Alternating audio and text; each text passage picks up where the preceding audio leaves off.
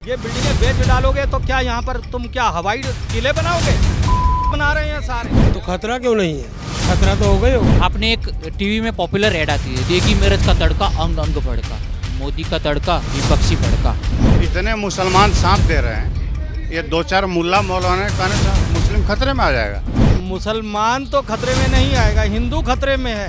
हिंदू खतरे में कैसे आए? हिंदुओं को काटने वाले व्यक्ति कभी बाहर के व्यक्ति नहीं होते, हिंदू को काटने के व्यक्ति हिंदू के ही व्यक्ति होते हैं। नाम रखा है भारतीय संस्कृति पे स्वामी प्रसाद, बयानबाजी कट्टरपंथियों वाली। तो मुझे लगता है इस तरीके की भावनाएं ना तो देश में फैलनी चाहिए और ना उसका किसी को समर्थन करना चाहिए।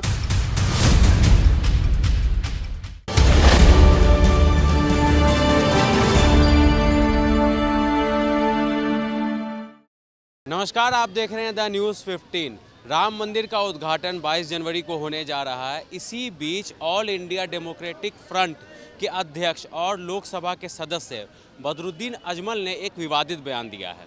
उन्होंने कहा है कि 20 से 25 तारीख तक, यानी कि 20 से 25 जनवरी तक सारे मुसलमान अपने घर में रहें। बीजेपी जो है वो मुस्लिम विरोधी पार्टी है, मुसलमानों को नुकसान पहुंचा सकती है, इसलिए वो अपने घर में रहें। तो इसी बीच हम जनता के इसी मुद्दे को लेकर हम जनता के बीच में आ गए हैं।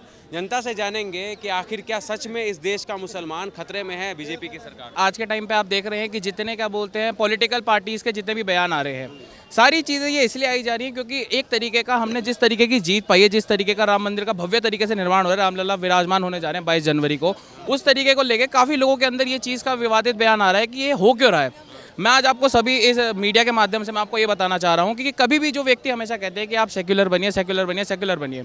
यूपी में सबसे ज़्यादा आबादी यूपी का शहर है, यूपी में सबसे ज़्यादा ट्रस्ट जाता है हिंदुओं के मंदिर से जाता है। हिंदुओं के मंदिरों के ऊपर ही सेक्युलर बन के ये आगे उसका ट्रस्ट पहुँचाते हैं। उसके बाद भी आप कहते हैं कि आप सेक्युलर बनिए। हिंदुओं को काटने वाले व्यक्ति कभी बाहर के व्यक्ति नहीं होते, हिंदू को काटने के व्यक्ति हिंदू के ही व्यक्ति होते हैं। आज जिस तरीके से आप बोल रहे हैं कि मुसलमानों का विवादित बयान आ रहा है, मुसलमानों का विवादित बयान इसलिए आ रहा है क्योंकि कुछ लोगों की वजह से उनको भड़काया जा रहा है।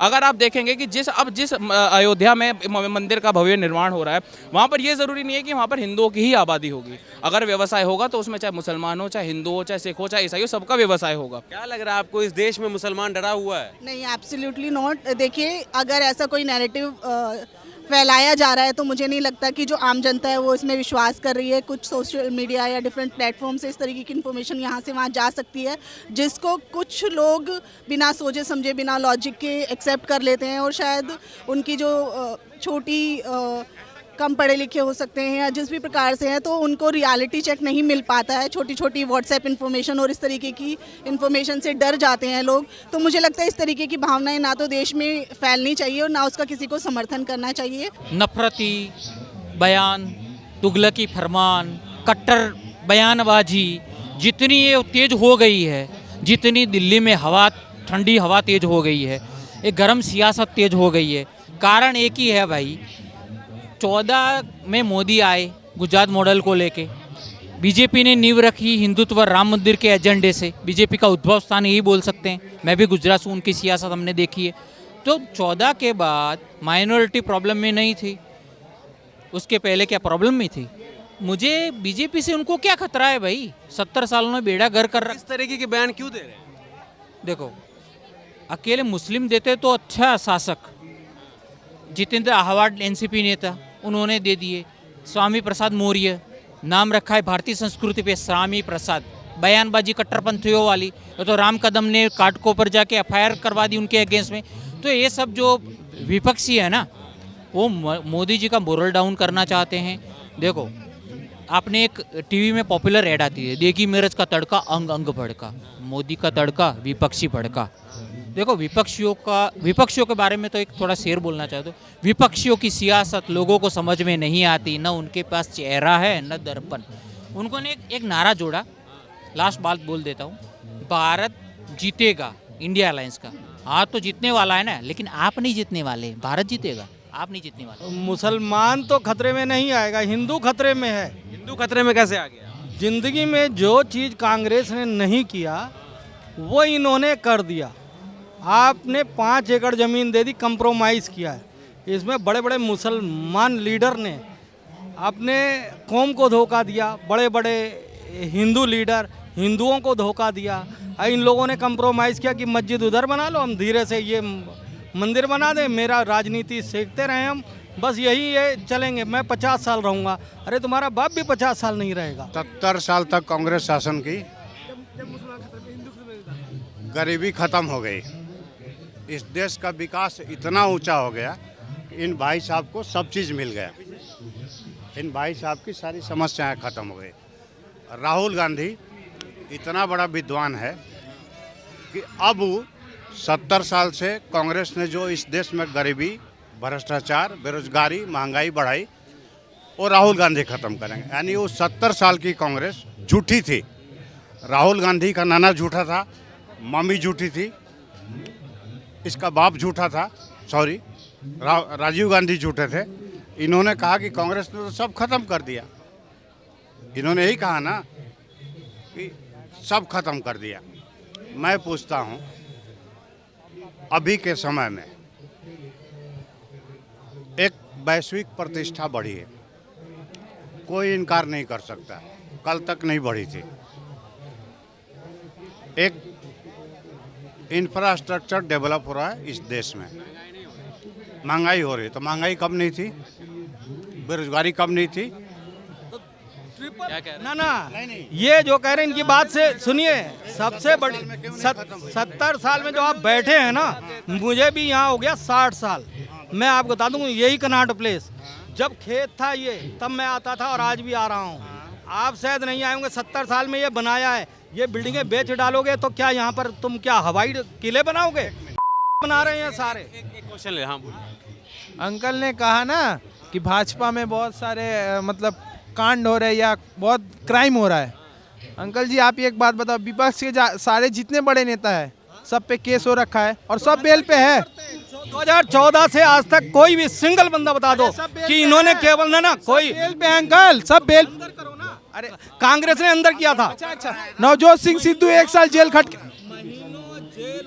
अरे नवजोत सिंह सिद्धू 1 साल जेल खट के कांग्रेस के थे, पंजाब के। उसको अंदर डालो ना, क्यों आप बाहर कर दो? बार बार वही करते हो। बाहर बोलिए, इनको भी बोलने दीजिए। मैं कुछ जेन्युइन चीज़ बता रहा हूँ ना, बात ये नहीं है। कांग्रेस ने भी काम किया, हर सरकारों ने काम किया। उनका जो काम का स्पीड था 30% था, इस गवर्नमेंट का स्पीड 100% है।